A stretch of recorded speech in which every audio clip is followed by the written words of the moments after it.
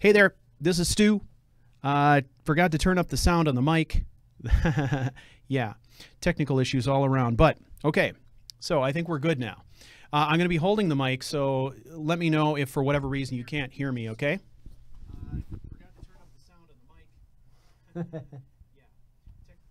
Okay, so I think what I'm going to do tonight is going to be kind of a full gear rundown, okay? I'm going to talk about the individual pieces. I got some visual aids. I got some diagrams. It's going to be really nerdy stuff, and a lot of it may not apply to your setup or anything that you're interested in doing, but I think there are some things in here that could be gems, even if all you're doing is streaming, trying to hook up your audio gear so that you can participate in voice chats on Discord, things like that. So there may be some things that you can get out of this. If you are somebody who is interested in podcasting or is interested in streaming or making your own videos, there's likely going to be some things in here for you as well. Maybe a little bit more than you even asked for or need, but I'm going to start by kind of taking a look at what is our most complex setup and then how that setup changes based on what it is we're trying to accomplish. And then we'll go over the individual pieces and I'll kind of show you the setup here so you can get an idea of what everything is doing and how it all works together, okay? Before we do that, I just want to check chat here, make sure everybody is hearing me okay. All right, looks pretty good. So we got light attendance tonight, but hopefully people will be able to take this in on the archive once I get it uploaded. Hopefully tomorrow I'll get this all set and then people can check it out as they wish, okay? So let's start out by moving the camera around here a little bit, all right? Okay. Now, here we go. All right, so I thought it might be helpful to first kind of go over the setup here so you got an idea of what everything is, what it's doing. Let me position this a little bit differently here. Try to get more in the frame, perhaps. I don't know. Okay, so essentially in the setup right now, there are currently 3 computers. Previously, we were running on 2, but we've added a 3rd. All right, so over here, this is the gaming rig. This is an MSI laptop. It is about 2 years old. This rig is still pretty high power rig, especially for a laptop. Generally speaking, I don't recommend people game on laptops, but for me it was essential so I could be mobile. I never knew when I was going to be leaving town or not, so that's pretty important. This is the streaming machine. It is dedicated pretty much strictly to streaming. This is running Windows, and this is a fairly new laptop. There's nothing fancy in here graphics-wise. It's using onboard graphics, but it has a lot of memory and has a good processor. And then down here, we have a Mac. This is a MacBook Pro. This is about 5 years old. And until recently, this was doing all the heavy lifting. This is the machine that I use for doing video production. This is the machine that I use for doing audio production. This is what we used for all of our streaming and so forth, which, you know, it's a great system. It runs Adobe products extremely well. Haven't had a lot of issues with it. However, it made streaming complicated. For streaming, I'm using video capture, which is external video capture. It is an Elgato device. Interestingly enough, it is in a little black bag here that hangs off the back of my monitor setup. And I do that to kind of keep it out of the way, support it, keep it from, you know, kind of hanging down on the back of the desk and so forth. And so essentially, we've got the 3 rigs: gaming, streaming, and then now this one has been relegated to production and testing. So the MacBook is really about production and testing. And since we've introduced a new streaming system, when we do 3-play nights, the MacBook serves as a way for us to monitor chat and to monitor the stream in testing. So we're constantly have at least one machine where we're monitoring our own stream over Wi-Fi so we can get a sense for what the experience is for people who are actually watching. That does us some good sometimes and sometimes not. It depends on how closely we're paying attention, but that's kind of how that works. All right, so we got the 3 systems. Now, the glue that kind of holds all of this together for us, and the way that we are able to do the things that we do is with this guy here. Let me get it in frame. All right. This is our mixing board. All right. And this is a Behringer mixing board. It's a 12-channel mixer. All right. And essentially what we're doing is we're bypassing the audio from the video capture device, and we're routing everything through the mixing board. And the mixing board allows us to monitor the mix and then put that out in one single stream. So instead of using capture software to do the mixing for us, we route everything through this and then mix it individually. And that is a requirement for us, just because on 3-play nights, we've got so many people connected, right? We've got 3 microphones that are connected. We've got audio coming in from a gaming system. We can have audio coming in from another rig if we're doing an interview. We've got audio coming in the form of music from an iPhone sometimes. So this mixing board does a ton of heavy lifting. All right, so it's the thing is a wonder. So I think what we're going to do is, the next thing I'm going to do is kind of go over a diagram here. All right, and if you're late to the stream, go check out Discord, check out the Couch Creates Patreon text channel on Discord. There's an image there that you can use to kind of follow along with what I'm talking about. So if you have any questions, feel free to ask as well in the chat. I can go over some things more specifically. But let's kind of take a look here. I'm going to spin you around, so mind you don't get dizzy.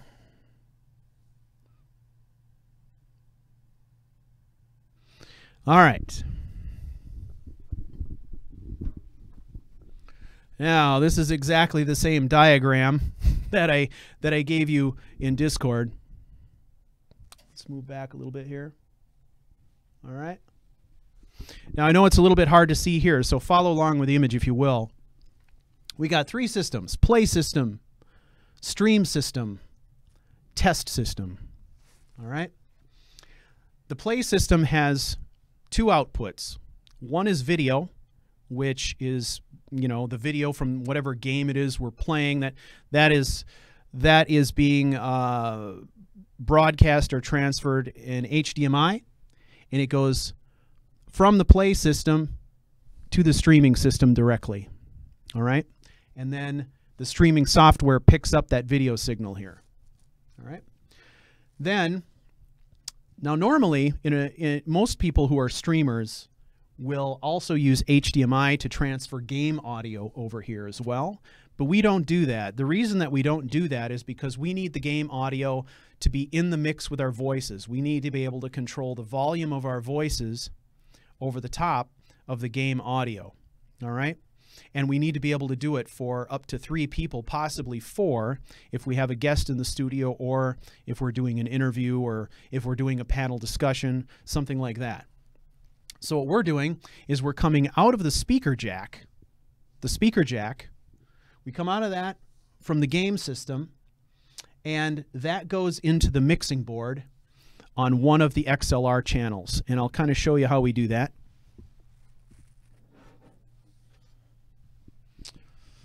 All right, so this here is a converter, okay? And on the one end, we've got a pretty standard headphone jack. This is a 3.5mm headphone jack stereo, like you would normally see, right? And then here, this little box converts that into an XLR port, which is like a standard microphone port. And then it's also got an independent volume control and a ground switch. So if we're getting any interference from any other audio gear or anything like that, we can hit the ground switch and kind of clean that up a little bit. All right. So we got that coming out of the speaker jack. This converts to an XLR cable, and then the XLR cable usually plugs into channel 4 on our mixing board. Okay, so just so you know what I'm talking about when I'm talking about an XLR plug. For those of you who aren't very familiar with audio gear, an XLR plug looks like this. It's basically got 3 pins in there. It's kind of a big round thing. This is the standard plug that you'd see on audio gear for musical performances, vocal performances, things like that. It's called XLR. So that adapter allows us to convert from a 3.5mm headphone jack to an XLR. All right, so now we've got video coming out of the gameplay machine into the streaming machine, and we've got audio coming out as well. Now, the one thing to remember that's important is that the audio that we're cranking out here is analog, it's not digital. And there are settings in the streaming software where we have to toggle the fact that we're using analog audio. All right, if we forget to do that, or if there's an update to the software and that gets changed, then we can end up with some static, some other problems like that. So that's pretty critical. All right, so that kind of takes care of all the stuff coming out of the gaming machine into the streaming machine. All right. Okay. The next thing here is that on 3-play nights we've got 3 guys in the studio, and that means we got to have 3 microphones, all functional and all plugged into the mixing board. All right. So we got mic 1, mic 2, and mic 3, and those go into channel 1, 2, and 3 on the mixing board, and they're all XLR plugs. Just like I mentioned before, XLR, right? Now the mixing board only has 4 XLR channels. So between the microphones and the analog input from the gaming machine, that takes up all 4 of our XLR channels. The remaining channels that we have on there use different formats, and I'll talk about those in a minute. So the microphones that we use are these. These are Rode Procasters, not to be confused with the Rode Podcaster microphone. The Rode Podcaster microphone looks very similar to the Rode Procaster microphone, but it does not use XLR. The Podcaster is a USB microphone, but it has much the same form factor of the Rode Procaster. It looks kind of the same. Usually I think it comes in white. We went with the Procaster because we knew that we were going to do multiple mics and we wanted to go into a mixing board, so standard XLR was kind of the way to go. Now this is a directional microphone. In other words, it takes in sound in kind of a cone extending out from the end of the microphone, as opposed to a condenser microphone, which usually will take in sound in 360 degrees around the microphone itself. These are directional. The reason that we are going with directional here, obviously, is that we've got 3 guys in the room, each one with an independent microphone, and we don't want bleed over between microphones. So we stick with a directional mic. The setup here is that we've got a pop filter on here. You might be getting some pop in the audio here because I don't have a pop filter on. I have to hold this microphone. What this does is it helps to eliminate plosives. So when we say the letter P, we'll get the p, that's a plosive. The pop filter helps to eliminate that. And then we've got also a shock mount on here. The shock mount just helps to stabilize the microphone and kind of, I guess, minimize any sounds that you get if people rest their elbows on the table or accidentally kick the table or something like that. It allows the microphone to move a little bit and absorbs some of that vibration that would normally cause weird sounds on the microphone. So that's what that does. And then we just use tabletop stands because we have to put them away. So we have 3 tabletop stands that we can use, and then depending on how we configure the room, we've also got a boom microphone, which that microphone stand is something that I typically use when I'm doing streams. It's kind of permanently bolted to the desk. If we can get away with not having to disassemble one microphone and put it on a different stand, we'll definitely do that. All right, so mixing board. We've got channel 1 is Stu's mic, channel 2 is Joe's mic, channel 3 is Matt's microphone, channel 4 is game sound.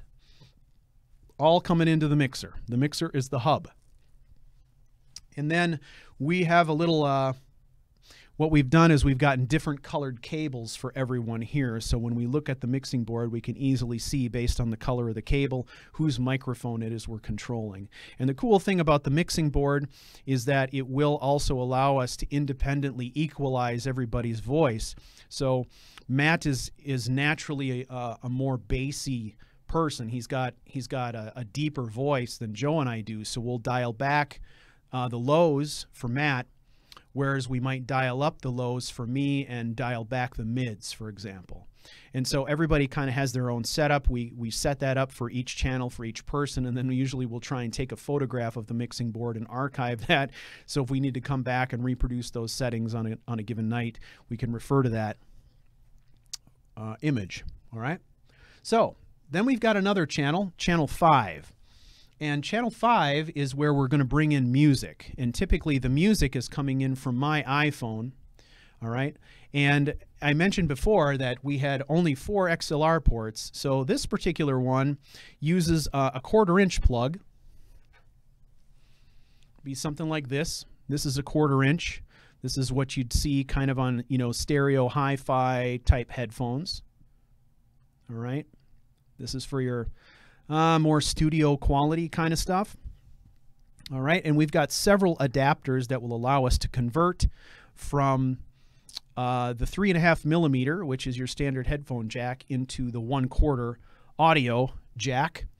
And we will plug in the iPhone onto channel 5, and that's where we kind of run a continuous mix of music through iTunes, so we can actually fade the music in and fade the music out and stuff like that. It's constantly running on that channel. So anytime we take a break, we can go to the break slide and just move the slider up for the music while we mute all the microphones, and that allows us to kind of have a musical interlude, if you would. All right. And then there are times during a live stream, for example, too, if I'm playing a character and I want to have my own background music, I will also pipe in music from the iPhone, but I'll turn it way down low so I can talk over the top of it, and it's just kind of a subtle music bed in the background. I did that last weekend's stream with Zatu, where I had some background music that was kind of playing most of the time in the background there, if that makes sense. All right, so that takes care of our 5 channels. Now, there is the possibility, if we're doing an interview, that we could have another channel coming in. So that's probably our most complex setup of all, when we do a podcast where we're doing an interview or a panel discussion.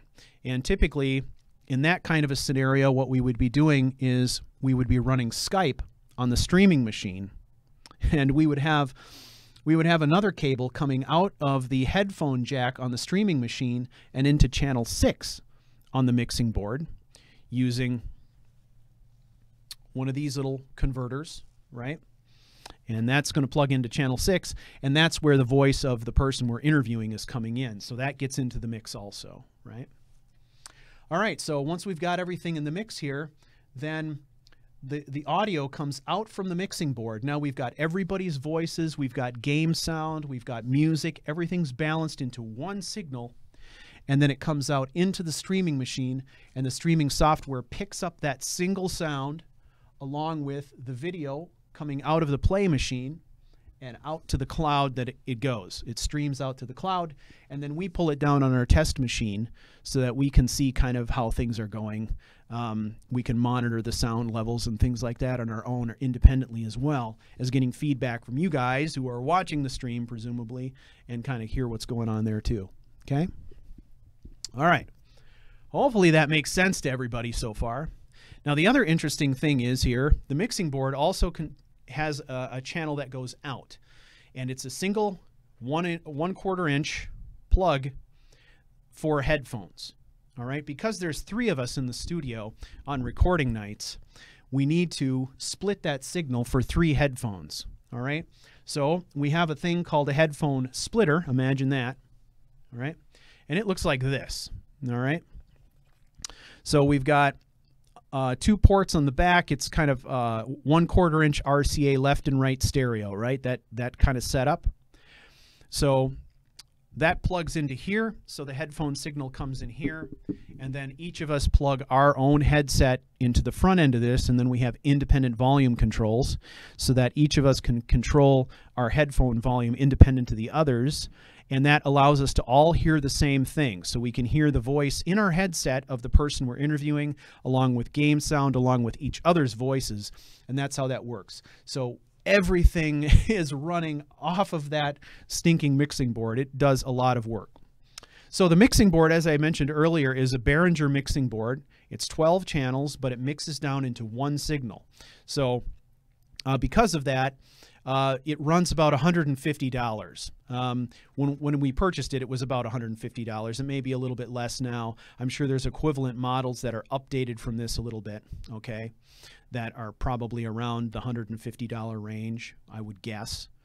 And interesting thing, I guess, about that is there are mixing boards that will allow you to make every one of those channels independent. In other words, when you put the signal out, each one of those can be recorded independently, which is great if you're going to do some production work after the fact. We don't have that luxury. Going to a mixing board like that would cost us a fortune. So we have stuck with this. That means we just have to do our due diligence up front to make sure that we're monitoring the mix and everything sounds great before it comes out of that. We basically got one shot at that to get the mix right. And then it comes out in a single signal pre-mixed. So it would be nice to be able to have a multi-channel mixer, but we just don't have that kind of scratch. So that's not how it works for us. The other thing here, which is very cool about the mixing board, is the mixing board will allow us to do voice effects, and that's how I do voice effects during live streams and stuff like that. We'll dial up the echo, for example, or the reverb when we want to do a scene where Lucius is thinking about something versus speaking to a person, right? Things like that. So that's kind of how that works. All right, let's turn it around again here.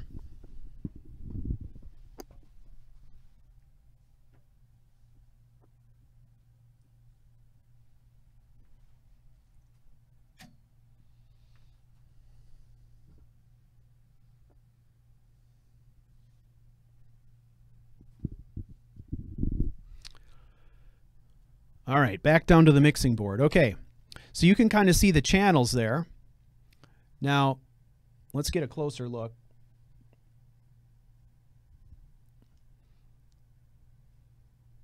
Okay, you can see each one of the channels, and they're kind of shown here in vertical strips. So the one furthest to the left is channel 1, so forth.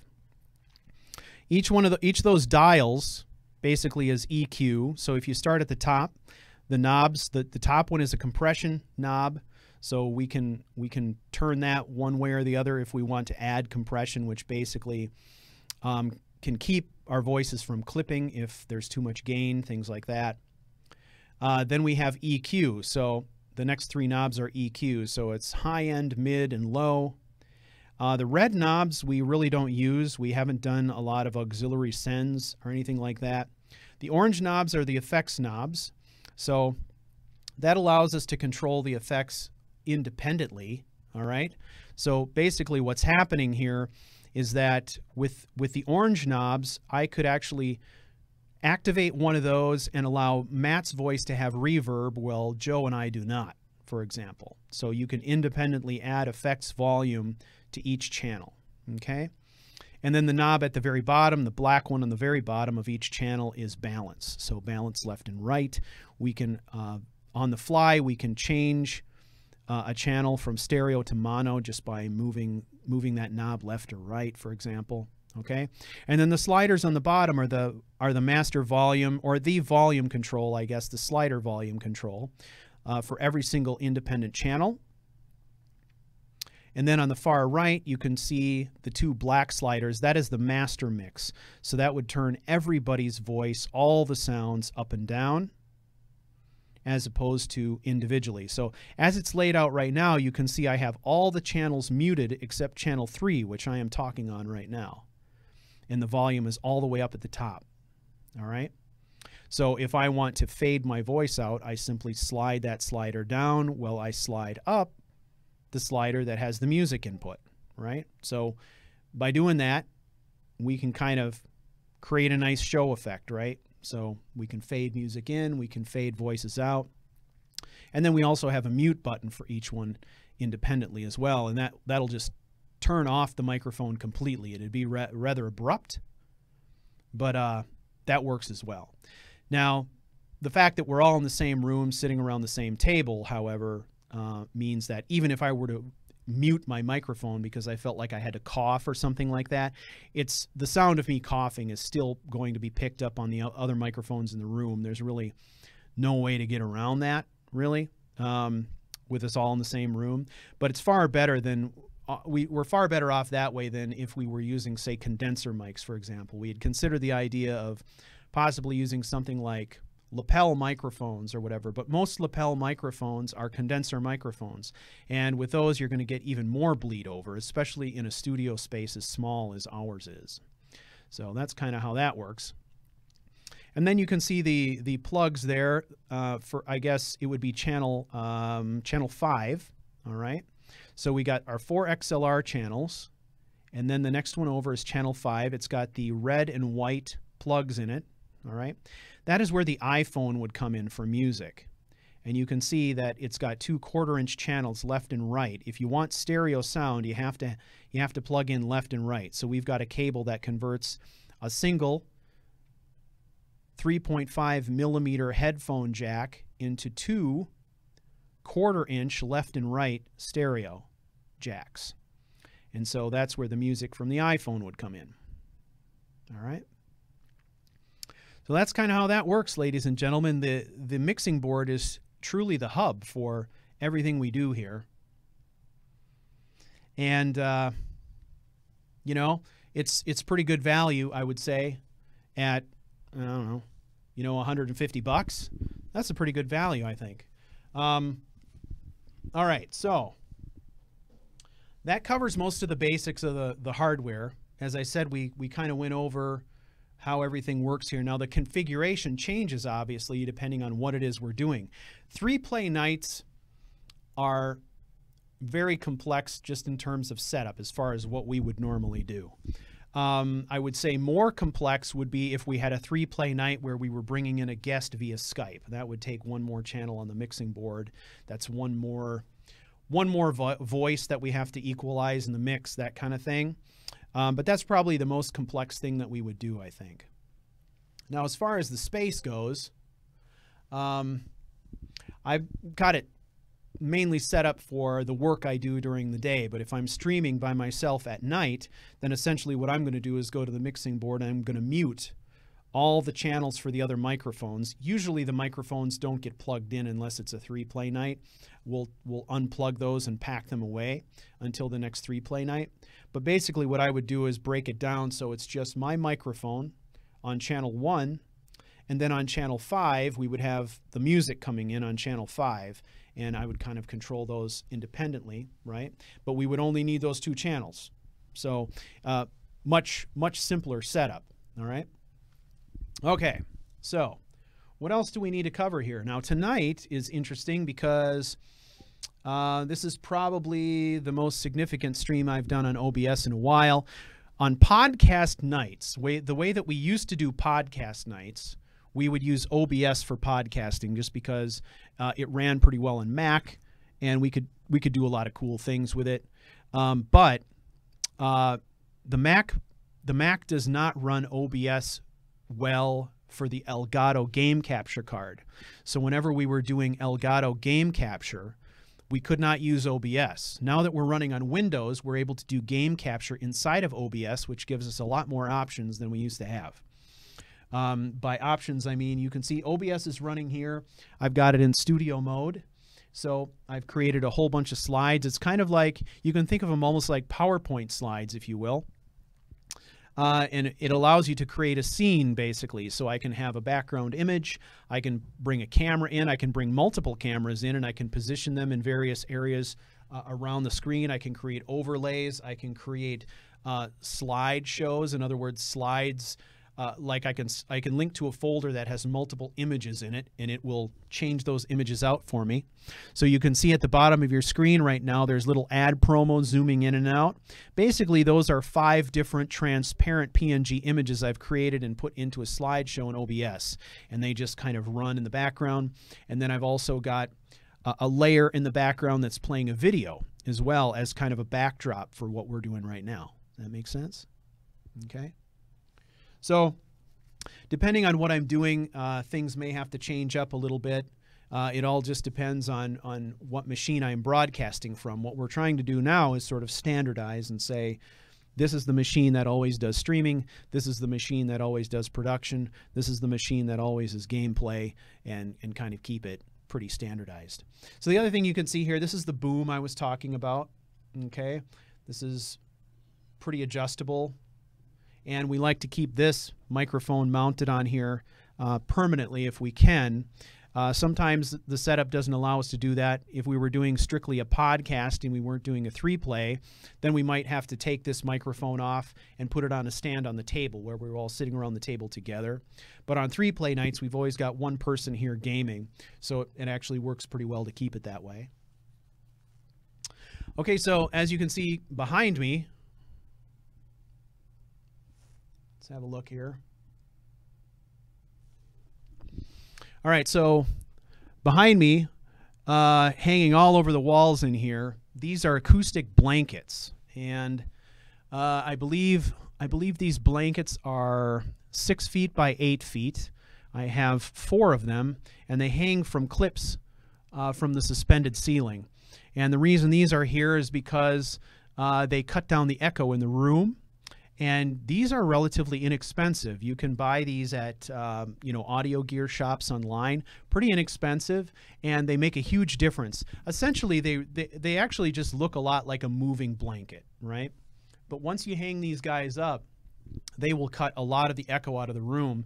And we're using 3 of them right now. We have a 4th in backup, and there have been a few times when we've hung up a 4th in the room if we really wanted to try and get a really dead sound for a voiceover or something like that. But typically we just use 3. Since rearranging the studio, we've been able to use a 3rd. Prior to that, we were only using 2 blankets. So rearranging the studio really helped us add another one in and deaden the sound even a little bit more. I like a sound that's kind of lively. I don't like a sound that's completely dead. So having a little bit of echo in the room is cool too. What else? What else can we look at here? All right. So let's come around this way, if I can, just a little bit.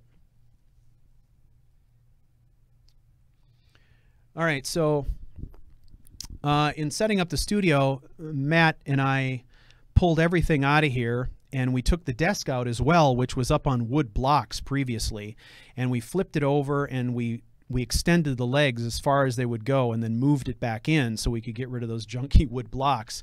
And then the work surface, I generally work standing up during the day, or I sit on a stool, a rolling stool. Sometimes I'll kind of alternate.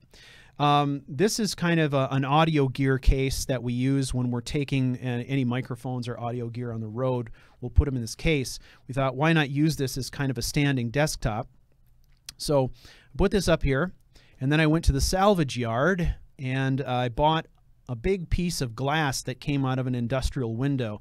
This is basically a tempered glass insulated window pane that came out of a building before demolition. It is a 24 by 24 piece of double paned tempered glass, and it has the edges are smooth, and it's got some kind of rubberized material on the edges here. I bought this piece of tinted glass for 20 bucks and then put some little bumpers on here that are kind of felt bumpers, laid it on top of here, and it works out to be a really inexpensive work surface, which I really like a lot. And then here is the deck keyboard that the guys complain about all the time. I love it. It's the keyboard configuration is not unlike what you would find inside of say a police car or something like that. It's really compact. It doesn't have any 10 keys on it, anything like that. It's pretty stripped down, backlit. It's got a diamond plate bottom. I really like it. I originally purchased this when I was going to LAN parties because it was small and compact and I could fit it inside of a duffel bag pretty easily. All right. Then there's two mice going here, one that controls the gaming system and one that controls the streaming system. All right. And then a couple of USB hubs. We got a 10-port USB hub for the Mac. We got a 4-port USB hub for the streaming machine. And then I've got 4 external drives, 2 formatted for Mac and 2 formatted for Windows that I use for moving files from place to place and also archiving raw footage for stuff that I record. So that is basically it in a nutshell. The only other configuration that I might have is when I'm getting into production mode. I still like to do production on the MacBook just because it runs Adobe products so well. So in that instance, what I'll do is I'll switch over the monitor, my primary monitor here, so that it's working from the MacBook Pro, and then I'll plug all the necessary drives that I need to actually do my production work into that hub, and you know, I'm off and running. And that also includes the mixing board. So when I'm doing things like production of Fleet's story, I'm bringing in the raw video from an external drive, adding that into Adobe Premiere, and then if I have some voiceover work, all the voiceover content is being written into Google Docs so that I can access it from all of my systems if I need to, or my phone even. And then I'm recording that using the microphone and the mixing board and Adobe Audition. So I will save that out as a .wav file and then bring that into Adobe Premiere, add it in where I need to, cut it a little bit if necessary, make it fit where I need it to fit, and that's basically how that works. So if anybody has any questions about this crazy setup, I am certainly willing to answer them, or if you have any questions about your own setup and you're speculating on whether or not I might be able to answer them for you, feel free to ask away. That's what I had planned for tonight. I kind of wanted to go over some gear for a long time now, and I think, you know, we're finally getting to the point here where we're kind of nailing down how it is, you know, that our setup works specifically. So I think now was a good time to kind of go over it, because I think we're very close to sort of the final incarnation of this thing. Now, one of the things that we do have planned in the future is we would like to add better video. Right now for video, we are using basically Logitech webcams, a 720 and a 1080 HD webcams. The one that we're using right now is a wide angle camera, and this is the one that we typically use on 3-play nights, and it's really the only way that we can get all of us into the frame with a single camera. So that's kind of what we're doing there. All right, questions from Zamads. How are your drives formatted? You use the same drive on both Mac and PC? No. Well, here's the thing. Mac is more forgiving than Windows. So if I have two external drives that are formatted for Mac, for iOS, and 2 drives that are formatted for Windows. Now the cool thing about Mac is that a Mac will read files off of a Windows drive. I can't write files back to it, but I can read files off of it. So I am able to record footage from my PC onto an external drive formatted for Windows. I can then plug it into my MacBook Pro hub, and my Mac is able to see the files on there, and I'm able to pull the files off into Premiere and use them. All right? Now I can't save anything back to that, obviously, but I can read the files off of it. Now the opposite is not true. If I were to plug in an iOS formatted external hard drive into my Windows machine, I wouldn't be able to write to it and I wouldn't be able to read from it. But a Mac will read from a Windows formatted external drive. That's what I've discovered through my testing. So now that I'm doing streaming from a Windows machine, more than likely what I'm going to do is I'm going to record video onto a Windows formatted external drive, and then when it comes time to do production on the Mac, I'll plug it in, and the Mac will allow me to pull the files off or import those files into Premiere and work with them. Once I've got my final Premiere project finished and I'm going to render that, I will render it to the Mac drive is probably what I'll be doing then, because I'll be rendering it on the MacBook. So that's a great question, but that works. So I've been doing that for years, and it works great. So I'm able to take very old drives that had been formatted for Windows years ago, and plug them into my Mac and read the files off of them with no problem. All right. All right, looks like you're, okay, yeah, you're using a Mac. Yep, that's the way to do it, my friend. I just, you know I can run Adobe products. I use the Adobe Creative Cloud, and as my Adobe Creative Cloud membership allows me to load the Adobe tools on more than one machine, but I have all the Adobe tools on the MacBook Pro, and I have some Adobe tools already loaded on the gaming system. And the reason that I put them on the gaming system is because when I'm in game and I'm actually saving screenshots, usually I'm not streaming at the time, I'm not recording a video at the time. So any of the screenshots that I save are going onto the hard drive on the gaming rig. So it's really helpful to have Photoshop on the gaming rig so that I can pick and choose, a few choice screenshots and add text to them, or do something fancy with them, make thumbnails with them. So a lot of the images that you see me posting on Discord or on Instagram, things like that, those are quite often screenshots that have been taken on the gaming rig, and then also I've done something with them using Photoshop on the gaming rig as opposed to moving them over to Mac. I like doing that because quite often, as you can see over here right now on the gaming system, I've got a background on there from Zatu, right? So what I like to do is do whatever I'm going to do with those images, archive them in a folder, and then set them as a revolving Windows background so that when I do live streams, as we go into the lead up to the start of a live stream, it can just be kind of cycling through images that I've captured, and I don't have to be moving them around a lot. So because I can only load it on 2 machines, I'm constantly in the situation though that I have to change the focus of my setup here depending on what it is I'm going to do. So what kind of graphics card do you use on the gaming system? The gaming system is using an NVIDIA GeForce GTX 880M. Like I said, the gaming laptop is an MSI. It's about 2 to 2.5 years old, and it's using a mobile version of the GeForce GTX. It's an 880. So everything I run is off the 880. There have been some issues with the 880, but I've been able to get past them.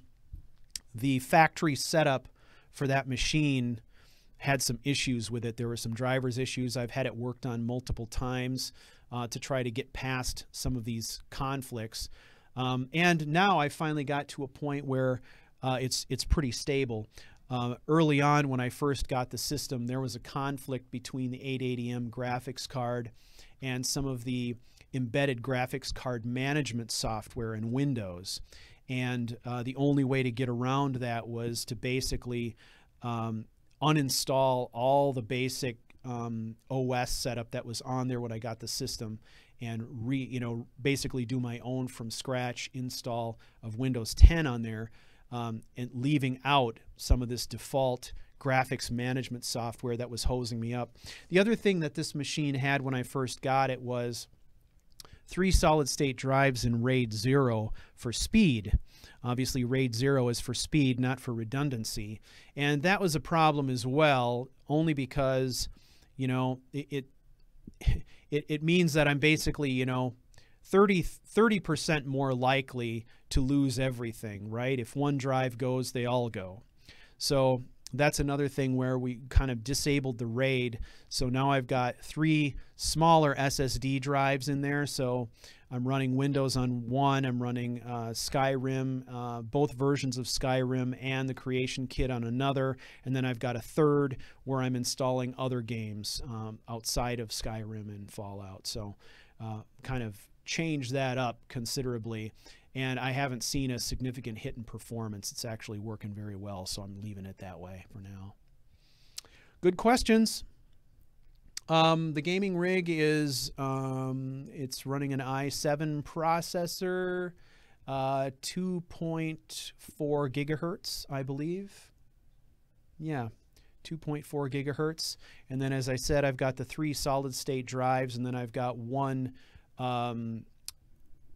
archival drive on there, if you will. That's 1 terabyte.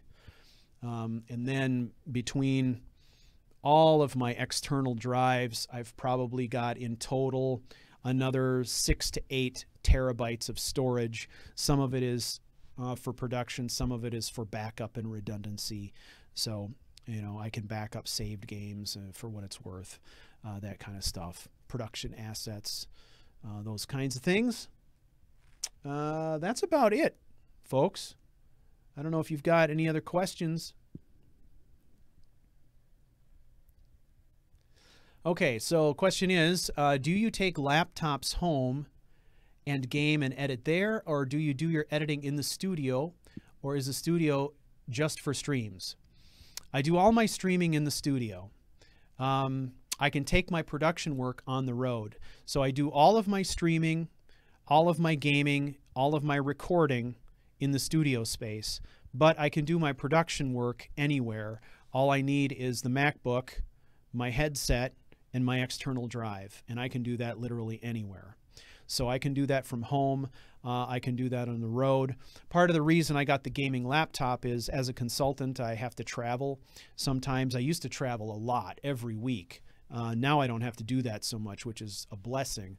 But back at that point, I was able to take the MacBook and take the gaming laptop and whatever cables I needed, and I could actually record footage from a hotel room or something like that if I needed to. Back at that time, the audio wasn't such a big deal, right? Because I was recording my audio after the fact, so I could get the footage I needed, and then when I was back in the studio, I could do the voiceover work. Now it's a little bit different. I'm doing all the voice work at the same time generally that I'm recording the video. The exception is things in Fleet Story, such as journal entries, letters, stuff like that. That stuff all gets recorded after the fact. There's more production work involved there. But live streams and so forth, and commentary type content, I'm recording that live. So now I pretty much do everything in the studio where that's concerned. However, production work's pretty flexible. I can cut together video from anywhere. So, anything else? This has been fun, small audience, but that gives you an opportunity to ask lots of questions, which I am always open to. I love that. Now, one of the things that we're working hard on is trying to figure out how to configure this room for 3-play nights so that we don't have to move quite so much crap around. I've got a folding table here on 3-play nights. We'll pull that out, set it up back here in the corner. But then we've got this issue with routing all the cables, right? So we're still working on a system to route all the cables, and right now most of our XLR cables are 6-foot cables. So at some point early next year, we're going to have to make an investment in XLR cables, and we're probably going to buy cables that are 12-footers. The goal is we want to try and be able to do all the various setups that we need for this room without moving a lot of gear. And unfortunately, that means longer cables, a lot of longer cables, probably HDMI cables, network cables, XLR cables, audio cables, things like that. But once we have that, we should be set. We should be able to set the table up, spin the mixing board around, and then the guys just need to show up with their headphones and plug in, and we're good to go. Right now, it's just a lot of messing around because we have to move things around given all the short cables that we have in here. But hopefully we'll be over that soon enough as well. That would be great. I would love that. that's all I got for you. Thank you guys for checking it out. I've been wanting to do one of these for a very, very long time. I'm glad we finally got to it. We're very close to, I think, what the final setup is, so it seemed worth doing now. That's about it. The studio space is small. This is only a 12 by 12 room with an 8-foot ceiling. It gets pretty hot with 3 dudes and all this computer stuff running in here. So we have a little portable fan. Sometimes we'll set that up in the hallway and have it blowing in the doorway so we don't get a lot of crap coming in on the microphones, a lot of hiss and stuff like that. We also try to record at 6 p.m. because for a very good reason, because in the building where the studio is located, the HVAC or the HVAC turns off at 5 p.m., which means we don't have the background hum and the pulsing of the HVAC system in the background, that, you know, which is a pain in the ass. There are times when I need to record audio at times when the HVAC is still on, and when that happens, then I'll just have to do a sound sample and do noise removal with Adobe Audition to take that background sound out. That's why sometimes when I turn the microphones up, you'll hear a little hum, you know, in the background, but that's because, you know, the HVAC is running and you're hearing that in the background. So battery backups. One, I've got one giant industrial strength power strip under the desk here that has backup, and all the computers plug into that. And then I've got separate power strips that feed the power into the monitors and all the other stuff that doesn't really need so much redundancy. So that's kind of how that works. Good questions, you guys. This has been a lot of fun.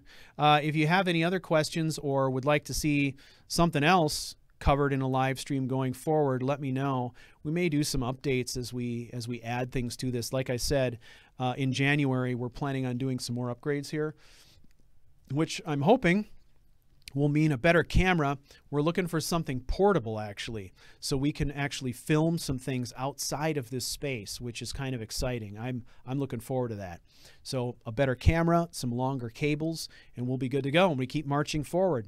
That is all I got for tonight. I want to thank you all for watching this episode of Couch Creates.